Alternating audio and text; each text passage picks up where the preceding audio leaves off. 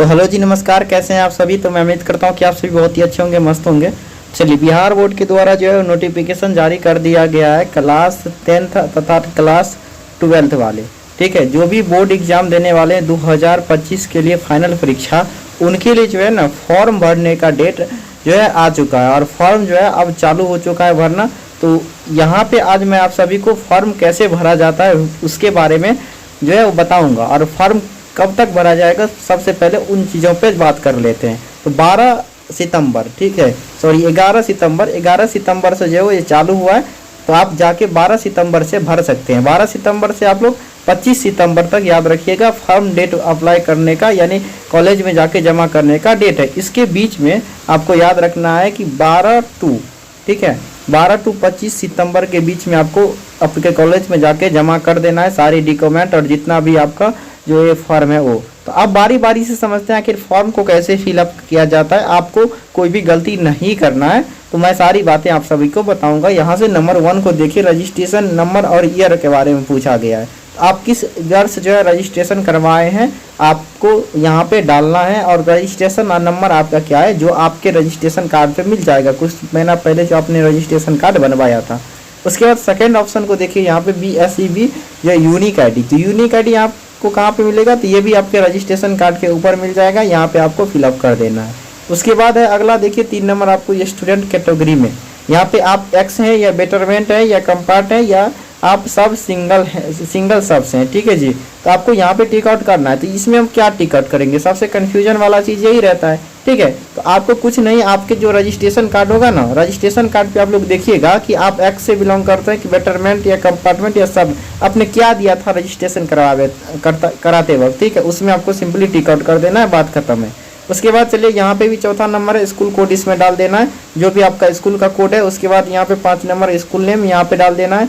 District name आप किस जिला से बिलोंग करते हैं यहाँ पे डालना है। स्टूडेंट नेम इस जिला से आपका नाम जो है वो क्या है वो का डालना है। मदर नेम डालना है, फादर नेम डालना है, और डेट ऑफ बर्थ जो है वो आपको यहाँ पे डालना है। डेट ऑफ बर्थ याद रखिएगा, कोई भी डिटेल ना आपसे गलती ना हो, एक जरा सा भी मिस्टेक नहीं होना चाहिए। जो आपने रजिस्ट्रेशन करते वक्त, आप एडमिशन कराते वक्त दिए थे या आपके आधार कार्ड पे, वो डिटेल आपको फिलअप करना है। यहाँ पे जेंडर है, तो देखिए जेंडर में भी कन्फ्यूजन रहते हैं बच्चे अक्सर, आपको कन्फ्यूजन नहीं करना है। यहाँ पे आपका मेल है, तो मेल का मतलब जो भी मेरे लड़के भाई हैं ना, उनको यहाँ पे मेल में टिक आउट करना है, ठीक है। जितने भी लड़के हैं मेल में टिक आउट करेंगे, और फीमेल है जो लड़कियां हैं ना, वो लड़कियां जो है फीमेल में टिक आउट करेंगे। तो कन्फ्यूजन दूर है ना आपका।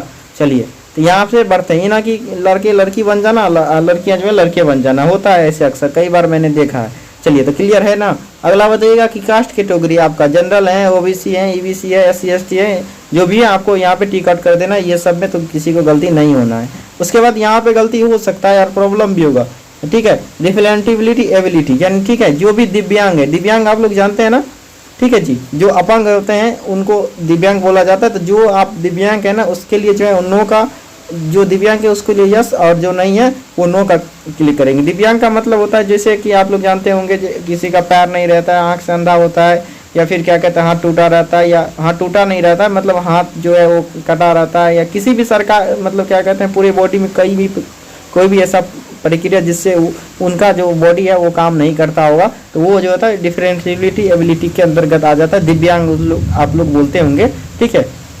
तो ये सारी चीज़ें आते हैं। और ये अगर आपके पास यस का ऑप्शन आ रहा है, जो भी हैं अगर दिव्यांग, तो उसमें स्पेसिफाई करना पड़ेगा कि आप किस चीज़ से, आपका पैर कटा है या आपके पास पैर नहीं है, या आपके हाथ कटा है, या आप आँख से अंदर हैं, या आप कोई भी ऐसा है ना, वो आप स्पेसिफाई यहाँ से कर सकते हैं। चलिए, नेक्स्ट है आपका यहाँ पे नेशनलिटी। तो आपको इंडियन टिक आउट करना है। रिलीजन जो है आपका हिंदू है, इस्लाम है, सिख है, बुद्ध है, जैन है, जो भी है आपको टिक आउट कर देना, जिस भी धर्म से आप बिलोंग करते हैं। उसके बाद देखिए अगला है आपका 16 नंबर, यहाँ पे आधार नंबर। आधार कार्ड से देख के अच्छा से आपको फिलअप कर देना। उसके बाद 17 नंबर है, यहाँ पे मैं घोषणा करता हूँ ऐसा तो मैं सारी चीज़ें कुछ नहीं आपको करना है। 17 नंबर में इतना पढ़ने की जरूरत नहीं है, यहाँ पे सिर्फ आपको क्या करना है, सिग्नेचर अपना कर देना है, ठीक है। चुपचाप यहाँ पे सिग्नेचर आपका कर देना है जो भी आपने रजिस्ट्रेशन करते वक्त दिया था।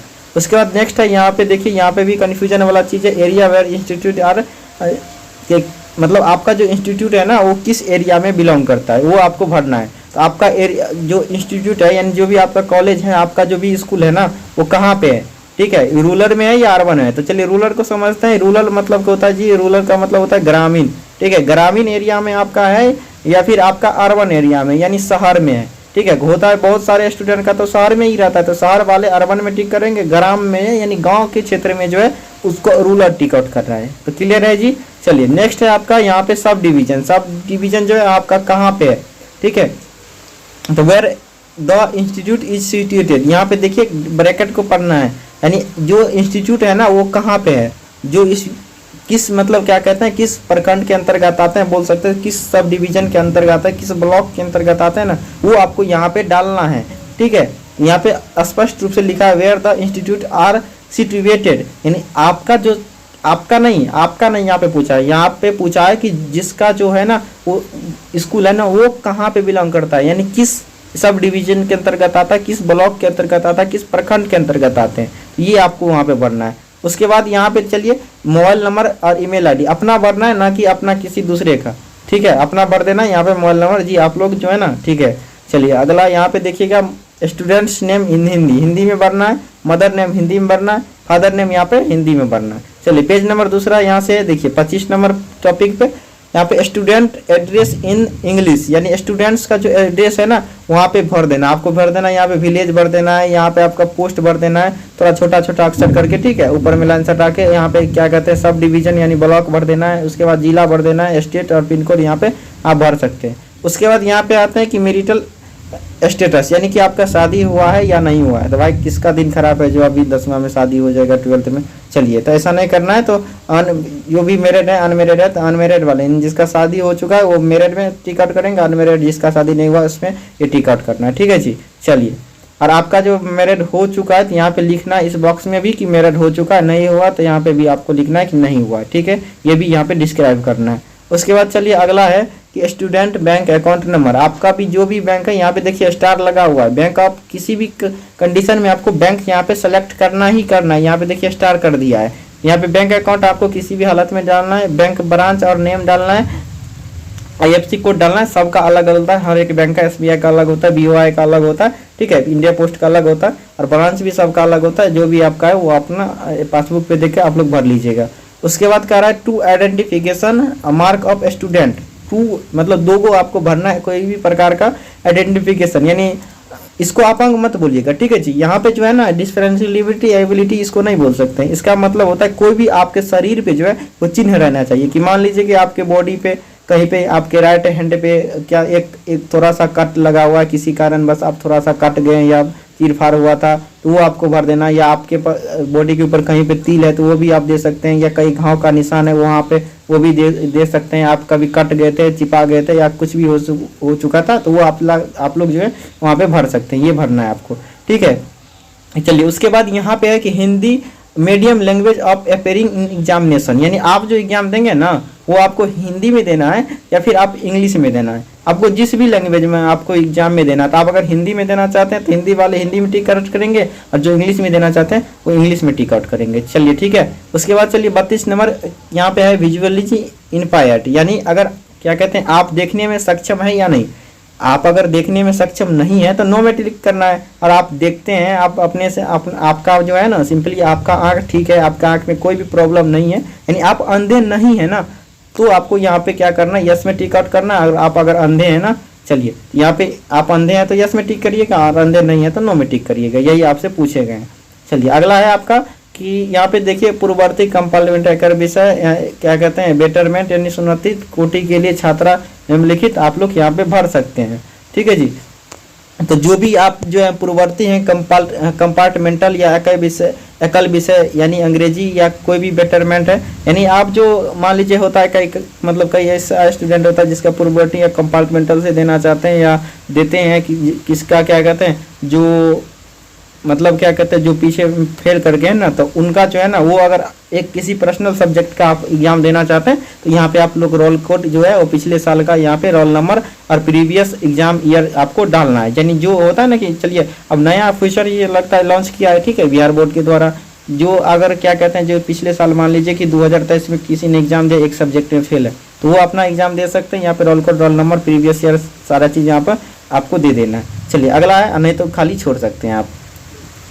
चलिए नेक्स्ट है आपका, यहाँ पे देख सकते हैं सब्जेक्ट डिटेल। ये भी यहाँ पे सब्जेक्ट डिटेल आपको भरना है। यहाँ पे देखिए, यहाँ पे क्या है आपका, हिंदी है, उर्दू है, यानी MIL सब्जेक्ट को आपको यानी भरना है। तो यहाँ पे देखिए हिंदी, उर्दू, बांग्ला, मैथिली, आप क्या लेना चाहते हैं? आप हिंदी लेना चाहते हैं या आपको मैथिली लेना चाहते हैं या उर्दू, बांग्ला, जो भी आपका है तो वो आपको यहाँ पे सेलेक्ट करना है। अगर आप हिंदी लेते हैं ना तो आप यहाँ पे संस्कृत में टिक आउट कीजिएगा, ठीक है, याद रखिएगा। जो भी आप मेरे भाई लोग हैं वो हिंदी वाले, आप संस्कृत को टिक आउट कीजिएगा। और जो मैथिली लेंगे ना, जो मैथिली लेंगे यहाँ पे नन हिंदी में टिक करेंगे, याद रखिए। मैथिली वाला नन हिंदी में टिक करेंगे और हिंदी वाला जो है वो आपको टिक आउट करना है संस्कृत के ऊपर। तो ये दोनों आपको कन्फ्यूजन नहीं रहना। उसके बाद कंपलसरी सब्जेक्ट है, आपको मैथ में टिक आउट करना है, साइंस में, सोशल साइंस में, इंग्लिश में। चलिए ठीक है, तो सारे सब्जेक्ट को इसी प्रकार से आपको फिलअप कर लेना है, चाहे 12th वाला हो या 10th वाला, दोनों के लिए सेम अप्रोच है। चलिए उसके बाद आपका यहाँ पे देखिएगा फॉर विजुअली इम्पायर्ड, यानी होम साइंस लेना चाहते हैं, इन क्या कहते हैं यहाँ पे, इन लिeu ऑफ मैथमेटिक्स या म्यूजिक इन लिeu ऑफ साइंस। अगर कोई भी आप जो है उसके मतलब क्या कहते हैं, जैसे मैथ वाला है, आप साइंस वाला है, आप म्यूजिक लेना चाहते हैं या होम साइंस लेना चाहते हैं, यहाँ पे आप लोग टिक आउट कर सकते हैं उसके स्थान पे, ठीक है। किसी के स्थान पे आप लोग चेंज करना चाहते हैं या किसी का स्थान पे किसी और को लेना चाहते हैं तो यहाँ पे आप जो है वो ले सकते हैं, ठीक है जी। एक्स्ट्रा में जिसको आप बोल सकते हैं, यहाँ पे ऑप्शनल का भी जो है वो ऑप्शन दिया है। एडवांस मैथ लेना चाहते हैं या इकोनॉमिक्स या म्यूजिक लेना चाहते हैं, अरेबिक लेना चाहते हैं, fine art, Persian, home science, Sanskrit, Delhi, Maithili, जो भी आपको लेना है ऑप्शनल में, यानी एडवांस में, वो आप ले सकते हैं यहाँ पे। तो ये सारी चीज़ें थी यहाँ। बाकी तो यहाँ पे कंपलसरी देखिए आपका हिंदी हो गया, संस्कृत हो गया, मैथ हो गया, सोशल साइंस हो गया, ठीक है जी, और इंग्लिश हो गया। तो ये 6 सब्जेक्ट तो आपका जो है पूरा गया। 6 पेपर का एग्जाम होता है कि क्लास 10th में, तो आप अपना भर सकते हैं, ठीक है। चलिए तो नेक्स्ट है आपका अगला, देखिए यहाँ पे